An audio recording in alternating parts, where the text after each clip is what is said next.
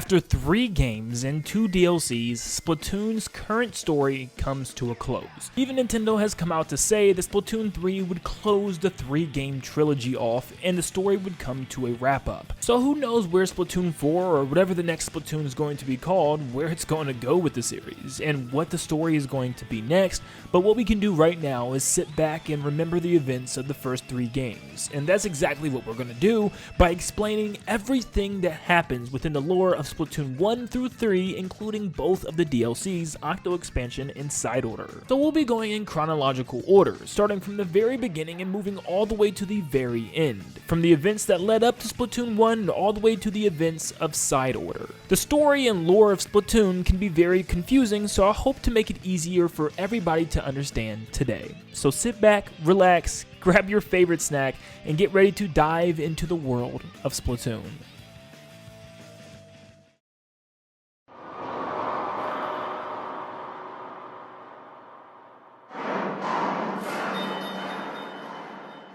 Our story starts 12,000 years ago, and it actually deals with us, the humans, on planet Earth, where we are on the verge of an apocalyptic fallout. Great wars and conflict are breaking out across the globe, causing destruction amongst the land. Volcanoes are erupting and other natural disasters are tearing up everything, but one nuclear warhead found itself heading to the Antarctica region, where it then melted all of the polar ice caps, resulting in a huge tsunami that would cover the globe as rising sea levels began to rise at monstrous rates. Humanity was doomed, and with the rising sea levels, there was hardly any place for them to escape their inevitable extinction. This would be the downfall and extinction of the human race as we knew it, but not for everybody, at least not right away. We do have some survivors, and some of them with their own stories. For instance, one of those survivors being the Professor, whose last plan was to pass down humanity's knowledge to the next intelligent life. In order to do so, he created Tartar, an AI designed with the sole purpose in mind. The Professor would cryogenically freeze the last mammal on Earth, being a small cat named Judd. But the cryogenic chamber was also able to create a clone of Judd, so that way he would not be alone, as he was going to be sealed for over 10,000 years. Some survivors would also make it off the planet via a rocket ship called the Ark Polaris at the very last second. The ship held many of Earth's species that had been put into cryo. Think of this as the Noah's Ark story from the Bible, trying to send humanity and the rest of the animal population to hopefully a new planet. After reaching the edge of the solar system, the rocket was struck by debris and was forced to return to Earth, but ran out of fuel in the process. The Ark Polaris would drift aimlessly in space for 10,000 years, until eventually it made its way back into Earth's gravitational pull, and as the ship entered the atmosphere and crashed, only one on board survived, and that was bear number 3. Being one of the 3 bears obviously held in cryo. And just like the AI made by the Professor, we will also have more on this bear later. Now back to the survivors on Earth. A lot of them would build giant underground facilities to try to live in. Well, as long as they could, until eventually they were all wiped out. But one of the group of survivors actually found refuge in a very interesting spot. In the odds of 42,791 to 1, some humans survived. And yes, they took refuge in the very same cataclysmic volcano that caused a lot of their own demise. The volcano was now dormant, so they took refuge deep inside the crater. But also deep within the crater was a pool of seawater that remained from the rising tides. And trust me, this seawater is very, very important to the story. But this refuge would now be known as the home of Alterna for the last of the human race. But probably due to even more rising sea levels and nuclear fallout, they would have to seal themselves down here, presumably forever.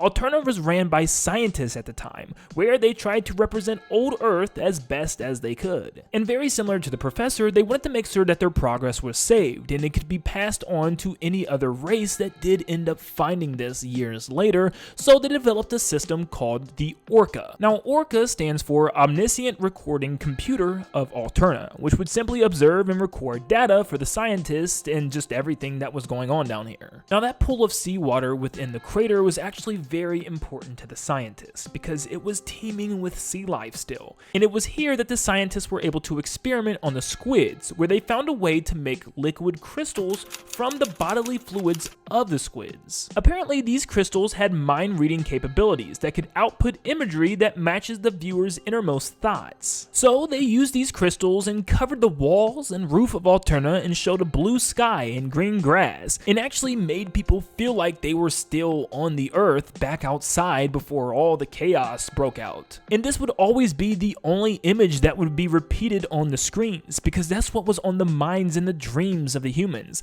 They would continue to dream about their earth the way it was, back outside, and that's what they missed the most. Eventually, after the scientists, a younger generation would move forward, and their self-greed and wanting to see the real world would be their very demise. The elders had always warned them that they should never leave Alterna because it could have some deadly consequences. But of course, the new young leaders did not listen, so they got to construction on a giant rocket ship to fly away from Alterna's deep underground network of tunnels. However, unfortunately, the energy from the rocket's boosters overloaded the liquid crystals, which caused a violent explosive chain reaction.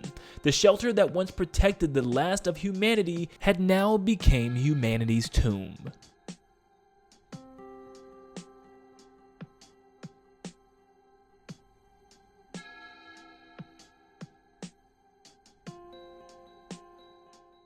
After the explosion of the rocket, the crystals, still containing those feelings of the humans, all plunged into the deep ocean water. Squids, octopi, and other assorted sea creatures in the Alterna waters absorbed these crystals into their bodies. The creatures then began to evolve and developed pulmonary respiration, which is essentially the ability to breathe oxygen, and they developed mobility and other traits of land-dwelling creatures, now adapting and evolving on the surface this time instead of the ocean. The sea creatures would thrive in the world once ruled by man. As the creatures embarked on their journey and grew around the entire world, Alterna and its surrounding areas, now known as the Splatlands or the Land of Fresh Beginnings, would be their home of birthplace where it all began. Squids, octopi, and other sea creatures would now be known as the brand new apex species of the world. 5,000 years later, a prophet squid was born, and he held lots of human characteristics and would be known as the progenitor of the modern day inkling. He is the reason why all the Inklings and now even Octolings now have human arms, legs, and body proportions. The new intelligent form of squids and octopi with a mad sense of fashion and freshness would now form their own colonies and groups all across the globe.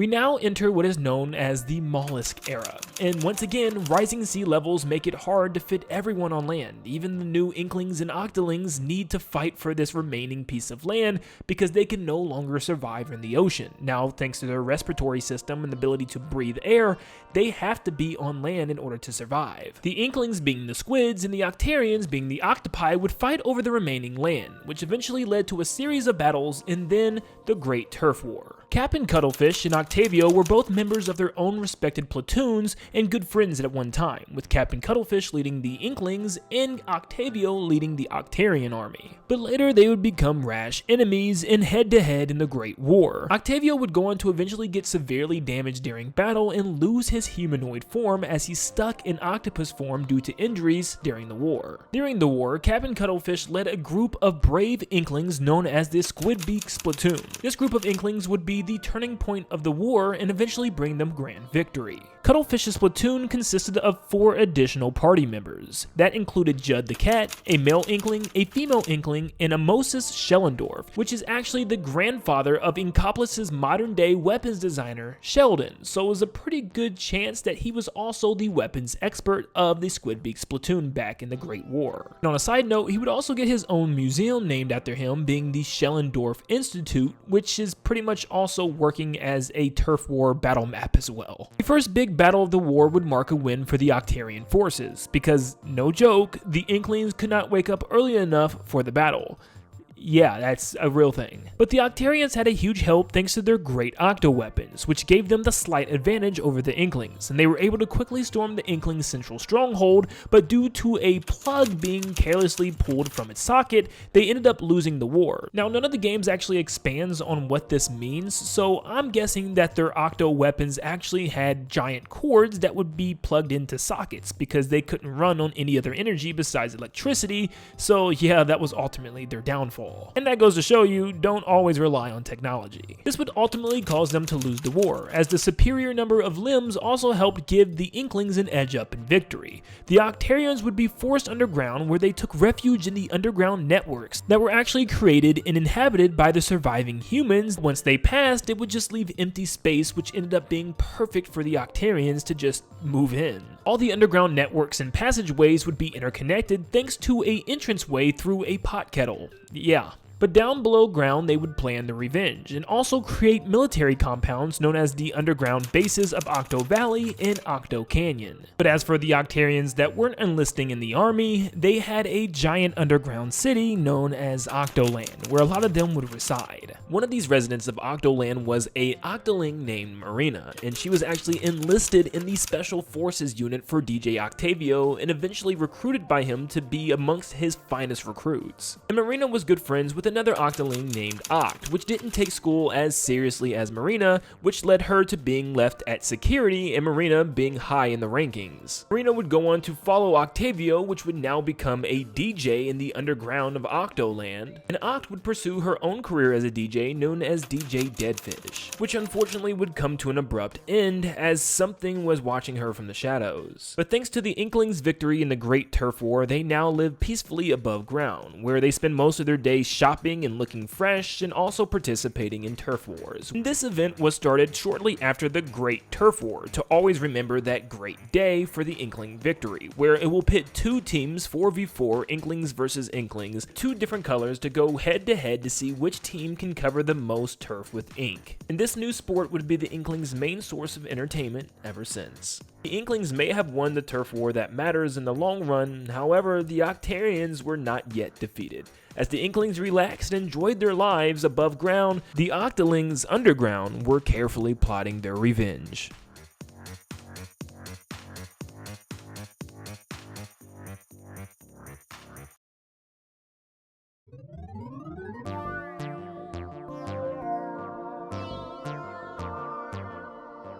The overall power for all of Inkopolis came from the Great Zapfish, and it helped to power pretty much everything for the entire area. But one day it goes completely missing, but there's only one person that knows exactly where it went. Yep, that's Captain Cuttlefish, but he's just a lot older now. He tells us that it's been stolen by his long-lost rival, being DJ Octavio and the Octarians, who were striking back for revenge. Well, Captain Cuttlefish is making a new Squid Splatoon, and this time he's using agents in order to infiltrate Octo Valley. And this is where your Inkling comes in. Your Inkling will be Agent 3, because yes, there's two other agents in front of you. You find out later in the campaign that Agents 1 and 2 are actually the Squid sisters, which are two pop star idols from Inkopolis, which also turn out to be the grandchildren of Captain Cuttlefish. And fun fact, they're called the Squid sisters, but they're actually cousins. Yeah, pretty weird. But I guess when they're taking a break from stardom, they're also secret agents that work for their grandpa, which is also a secret agent, and they infiltrate Octo Valley in order to take out the Octarians. But your job as Agent 3 is to infiltrate this valley and go through various different obstacles in order to take out all the Octarians. As Agent 3 is tracking down DJ Octavio and the Great Zapfish, your job is to also take out the Octobots and their mighty Octo weapons in order to collect the mini Zapfish as well, which can also hold lots of power. Now, lots of these Octo weapons have actually evolved over the years, and thanks to the new Zapfish, they no longer need to be plugged into an outlet. Yeah, they're wireless, baby. But also remember, these same rooms that Agent 3 is fighting these giant Octo weapons could very well be another refuge very similar to Alterna for the last remaining humans. Now, there also are theories out there that explain that when you enter these boss arenas, why you hear these creepy sounds could be the remnants of the past humans. Yeah, it gives me chills just talking about it, but yeah.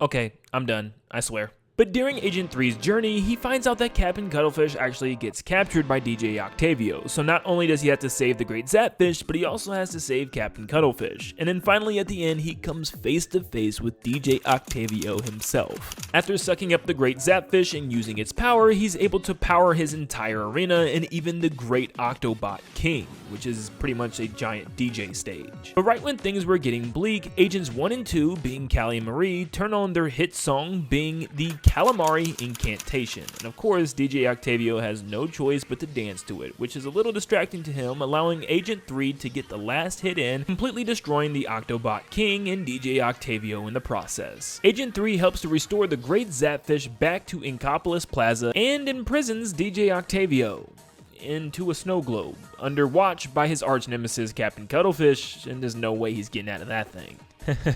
Right? But to celebrate, they host a giant Splatfest, and the final one for Splatoon 1, which results in people picking one of two options in order to join a team, and the final one being Callie versus Marie, putting the two pop stars against each other, and Marie would come out victorious. But something so minor and inconvenient like a Splatfest would actually influence the further story of Splatoon.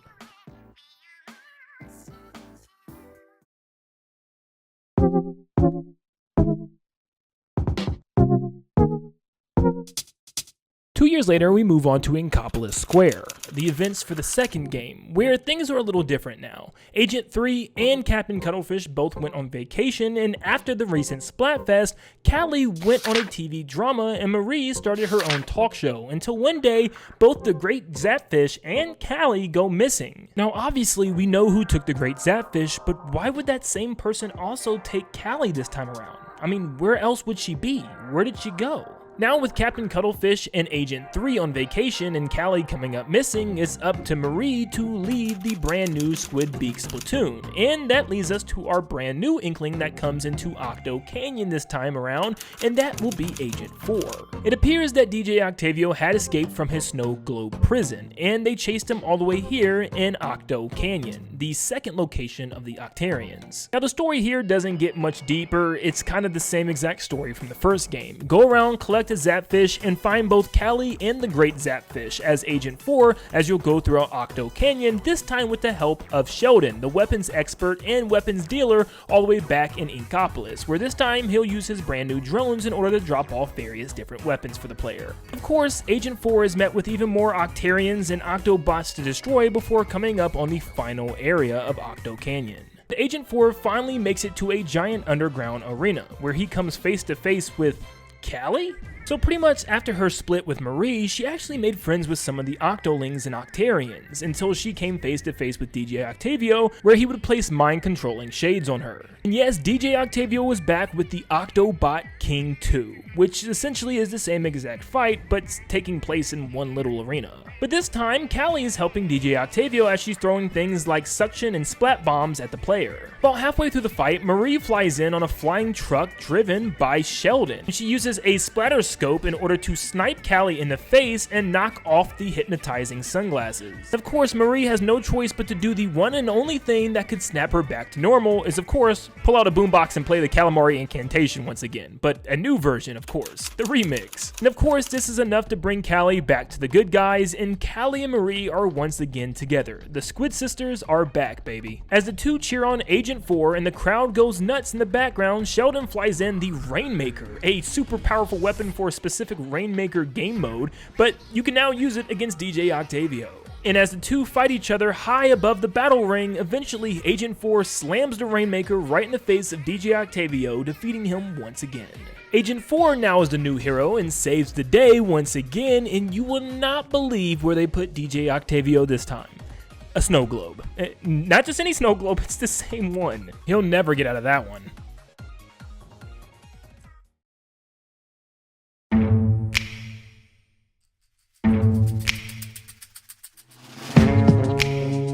Now this is where our story takes a new twisted turn. It's not about the Inklings versus the Octolings or DJ Octavio stealing the Great Zapfish once again, but something completely different. To start the DLC for Splatoon 2, we find ourselves laying deep underground on a underneath subway station, where we are actually laying on the ground and an octoling. This is already super weird, but we wake up to find none other than Captain Cuttlefish, which is also very weird. Captain Cuttlefish only remembers the fact that Agent 3 was actually battling this octoling all the way back in Octo Valley, and something attacked them. And somehow both Captain Cuttlefish and this octoling got marooned here in the subway station, and they just don't have a clue what's going on, and the octoling has also lost their memory as well. The octoling then finally comes up to a lone telephone that tells the octoling that they are participant number 10,008, which gives this octoling the name 8, and then eventually changed by Captain Cuttlefish to be Agent 8. This telephone claims that it can help them reach the promised land and pretty much just escape this area if they help the telephone to collect 4 things.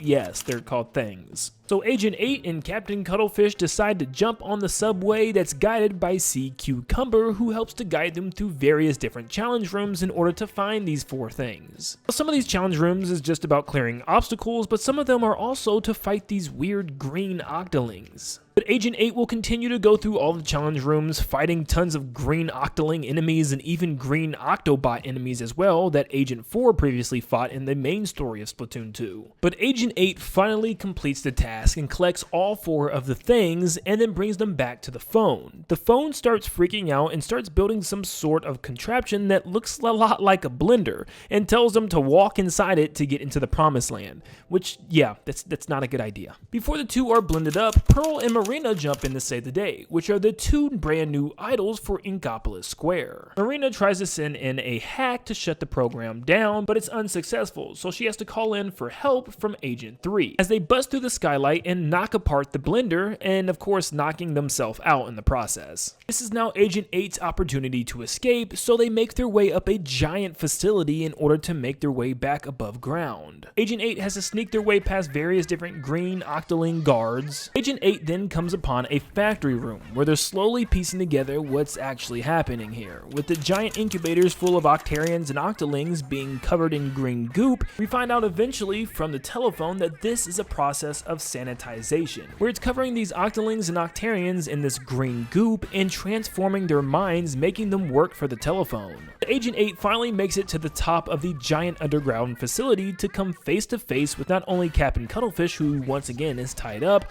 but also Agent 3, who is now partly sanitized. That's right, Agent 8 has to battle Agent 3 the same way they did in the past. After a hard-fought battle, Agent 8 comes out victorious and defeats Agent 3. Agent 8 finally arises from the facility where they can finally be above ground and see the sun for themselves. After spending most of their entire life underground with the rest of the Octarians and Octolings, this was a new freedom that they never thought they'd see. Pearl and Marina fly in on helicopters in order to pick up Agent 8, Agent 3, and Captain Cuttlefish, but something's not right. The giant underground facility starts to rise up from the water, and it's a giant head of a statue, which depicts that of the statue of David. We now see the telephone once again, now covered in its own sanitized green goop, and he introduces himself as Commander Tartar. Yes, at the very beginning of this video, this is the same telephone that the professor made as an AI over 12,000 years ago. Once again, his primary focus and purpose in this world is to pass on human knowledge to the next life form, but Tartar wanted to enslave life under his rule instead, as he felt that the Inklings and Octolings and Octarians were unworthy and wanted to remake new life on Earth with his new raw material. His plan is to use a giant laser that would come out of a cannon from the statue's mouth, but yeah, it would shoot a giant green sanitized goop liquid at the entirety of Inkopolis and sanitize everybody in one clean swoop. Commander Tartar pretty much wants to make a perfect life based off of his own image. Marina finds a way to take out the machine because it uses solar energy, so covering the entire statue in ink would definitely solve the issue, but they didn't have enough time, so the only way to do so was using Marina's brand new hyper bombs and sticking them to the statue's surface, and then of course Agent 8 would have to climb all over the statue, detonating these hyper bombs, covering the statue statue in ink and preventing the sun from energizing the beam. So with the clock ticking, Agent 8 covers the entirety of the NILS statue, from top to bottom, detonating every single hyper bomb that's in sight, eventually covering the entire statue in pink ink. The job is done and the laser fire should now be a lot weaker. It now sets up for a perfect opportunity for Pearl to use her brand new killer whale, also known as the Princess Cannon, and it fires a massive laser as the NILS statue fires its laser as well. Thankfully to the weakened beam, Pearl's strength is able to prevail, and the statue and Commander Tartar both get absolutely obliterated. Inkopolis was now saved, thanks to the help of Pearl and Marina, and obviously Agent 3 and Agent 8 and Captain Cuttlefish. They did it. It took a group effort, but Inkopolis was saved, at least for now. And now, Octolings would start to emerge from underground, such as Marina and Agent 8. Others would now rise above and join the Inklings in living together. I don't know how there's enough turf for everybody to live on now, but it seems to work out, at least at the moment. However, there's still some weird things happening back in Inkopolis. For instance, this weird shop opens up called Salmon Run, and it's actually paying young Inklings and Octolings to go hunt salmonid in order to hunt them for their golden eggs, which is very strange. And they don't really hesitate, they just take the job in order to get some payment in order to look fresh, of course. But for some reason, all these salmonids start to invade the lands close to Inkopolis, so they will go out in squads in order to take out the salmonid and to collect their golden eggs, because that's what their boss, Mr. Grizz, is having them do, is defeating these salmonid and collecting their eggs into giant baskets. But it's very strange, and we don't really know why these salmonid are invading in the first place, or why we even need to hunt them. But of course, we also get a final Splatfest to celebrate between all the Inklings and Octolings now working together and all having fun in the same area. But this one once again pits the idols against each other, but instead of it being Pearl versus Marina, it's now Chaos versus Order. And Team Chaos, being Pearl's side, obviously wins the Splatfest, which once again will have major implications on the very next game.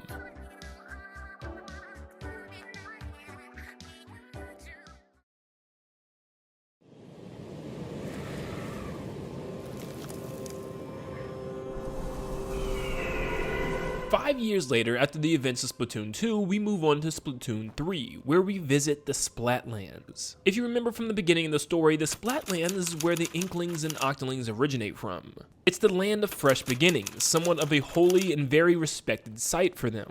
But everything now seems a lot more normal. The Inklings and Octolings are all hanging out with each other, the Great Zapfish is not being stolen by DJ Octavio, so threats are at an all-time low right now. But the Salmonid are beginning to get a lot more aggressive, as the Inklings and Octolings are taking even more of their eggs and wiping them out wave after wave after wave. And now they're getting very, very upset and moving into the mainland, where they're actually taking over the battle maps all over Inkopolis. And they're even releasing giant boss salmonid all over the place, trying to defeat the Inklings and Octolings from taking their eggs. But Mr. Grizz insists that they continue working hard, so that's exactly what they will do. Well, this time our new hero will be known as the new Agent 3, and he actually has a little salmonid buddy with him, as he got lost from his salmonid pack. Once again, we stumble upon Captain Cuttlefish, and did I say the Great Zapfish wasn't taken again? Yep, it's been taken again. But Captain Cuttlefish believes is once again the Octarians, so of course we're on a hunt for the Octarians, DJ Octavio, and the Great Zapfish once again, but this time in the Splatlands. There's also some weird goop with hair on it called Fuzzy Ooze, and every time we touch it, we turn into a mammal. Thankfully, we have Small Fry with us, our little salmonid, which we can use the power of Power Eggs and Small Fry in order to just eat the Fuzzy Ooze and make it dispel from each area, allowing us to progress. But eventually we come up on some Octarians to fight, but they look slightly different than what we're used to. They're not green and sanitized this time around, but they all have hair on them? Yep, just like the Fuzzy Ooze, it seems like the Octarians have been infected by the things and become some type of weird octo-mammal hybrid. But eventually the new Agent 3 and Captain Cuttlefish come upon the source of the Fuzzy Ooze, which is a giant sealed door underneath the ground, but also flies in DJ Octavio. He flies in with the Octobot King L3. He immediately blames Captain Cuttlefish and the Inklings for the random disappearance and transformations of his Octarian army. After DJ Octavio denies taking the Great Zapfish, they both don't believe each other, so the new Agent 3 has no choice but to battle DJ Octavio and his new Octobot. DJ Octavio gets defeated and his Octobot crashes down on the giant plate in the ground. DJ Octavio doubles down on the fact that he did not take the Great Zapfish, and he has no clue what's going on with his fuzzy ooze, and he's losing lots of his army. All of a sudden, the giant vaulted doors start breaking open and the fuzzy ooze grabs them and pulls them in. But then the new Agent 3 wakes up in a mysterious underground area. Yep, this is the bunker of Alterna. This was the last refuge for humans, and actually where Inklings and Octolings were actually made from.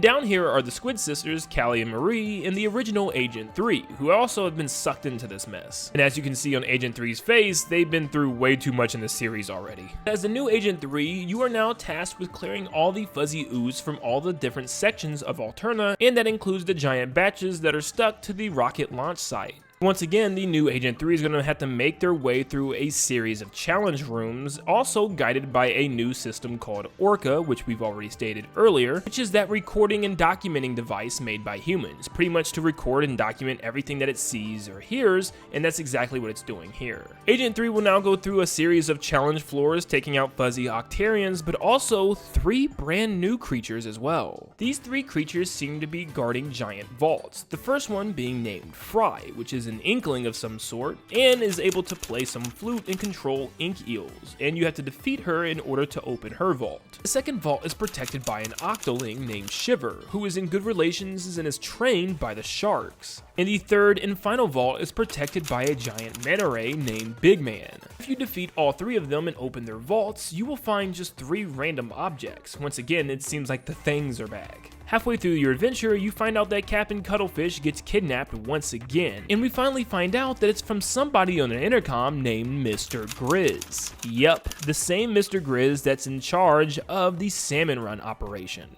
Do you remember Bear number 3 being the only sole survivor that came down from the Ark Polaris that eventually crash landed back on Earth? He was stranded with absolutely no one or nothing near him. After all of his time, he's developed an extremely high IQ, and he actually made his way back to the facility of Alterna, where he started to plan something with the liquid crystals that had been researched. He would combine his own fur with the liquid crystals and would create a terrifying brand new concoction that could turn anyone into mammals. And if he could find a way into space once again, he could blanket the planet in this brand new fuzzy ooze, restoring mammal life once again. Fuzzy ooze also required a mixture of golden eggs in order to make his concoction, so he would hire Inklings and Octolings under a new corporation named Grizzco Industries for them to pretty much just get all the golden eggs for him. Power eggs would also be used to fill a rocket ship in order to get him into outer space. So yes, this was all for his own good,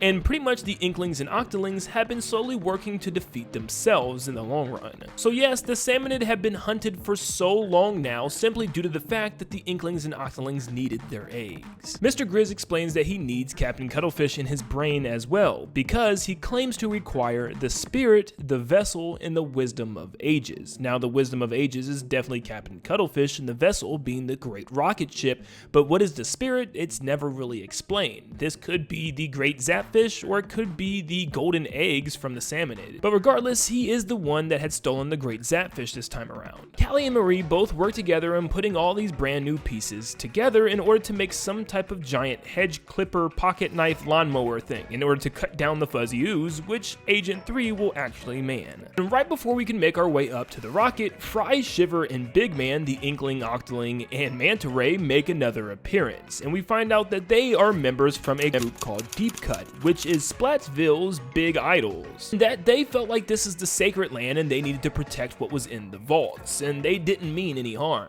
The new Agent 3 makes his way through a facility very similar to that of what Agent 8 did in the Octo expansion, eventually making their way all the way to the top of the rocket launch site. As the new Agent 3 makes their way up to the top of the terminal, they'll also see a giant incubator with the great Zapfish inside. Now it's unclear if this is the power of the great ooze or simply power of the rocket ship, but yes, as you can see, he did in fact kidnap the great Zapfish. Thanks to the new Agent 3, they all make it up to the top of the rocket where they see Captain Cuttlefish had been drained from Mr. Grizz. Grizz. He has absolutely no juice or life left in him. He's just a sad, dead corpse of a squid. But then Mr. Grizz appears, and he's covered in fuzzy ooze goop as well, and he tells everybody that he is to make a restored world of mammals once again, since every single mammal seems to be extinct outside of Judd and Little Judd. Now that he has everything he needs, he will use the rocket to fly deep into space and blanket the entire globe in fuzzy ooze goodness. It seems like in his own way, he's taking after the footsteps of Commander Tartar.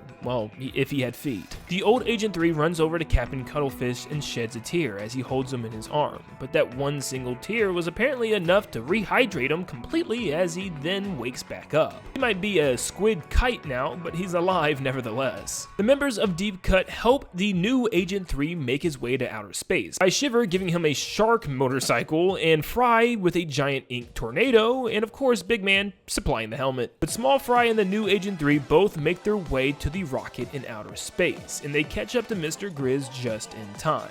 The new Agent 3 and Small Fry team up together in order to take out Mr. Grizz. After pinning Mr. Grizz against a wall, he then explodes the rocket, sending the Inkling flying. But the new Agent 3 is rescued by none other than DJ Octavio. Yep, he's for the good guys now, and really just for the entire planet. Of course, down on Earth, what else are the pop stars to do in this time of need? Yep, sing the Calamari Incantation version 3, baby. Back in space, Small Fry begins to glow a blue aura and fly up into the stars. Small Fry gathers with the marine life energy in the stars and becomes Huge Fry, which apparently is foretold as a legend. In one of the sunken scrolls, it mentions that long ago, our splattered lands were almost washed away by a great flood. All was presumed lost until 3 lights appeared and united to consume the disaster. Thankful for their salvation, the townsfolk threw a festival with 3 portable shrines as a tribute. As this wasn't only a legend, it seemed to be a prophecy as for what would happen in the future with Small Fry becoming Huge Fry and saving the day for all of our heroes. As Huge Fry now battles Mr. Grizz, it's up to the new Agent 3 and DJ Octavio to clean him of his ooze and rid of him for good. This was now the battle for the entire globe, for all Inklings and Octolings alike. This would be the final stand. DJ Octavio would fly the new Octobot, and the new Agent 3 would control the giant sweeper arm in order to clean up all the gunk off of Mr. Grizz. Eventually, after cleaning and storing enough of the gunk, they are able to fire a massive laser in order to completely obliterate Mr. Grizz and see him flying off into space. Our new and unlikely heroes have done it, and saved the day and also the entire planet from their impending doom. Mr. Grizz had been defeated, and there seems to be no more threats for the Inklings and Octolings alike. However, even defeated, Mr. Grizz still floats aimlessly in space to this day. But what looks like the end to a very long journey is actually not quite the end yet. There's still one more part of our story that needs to be told.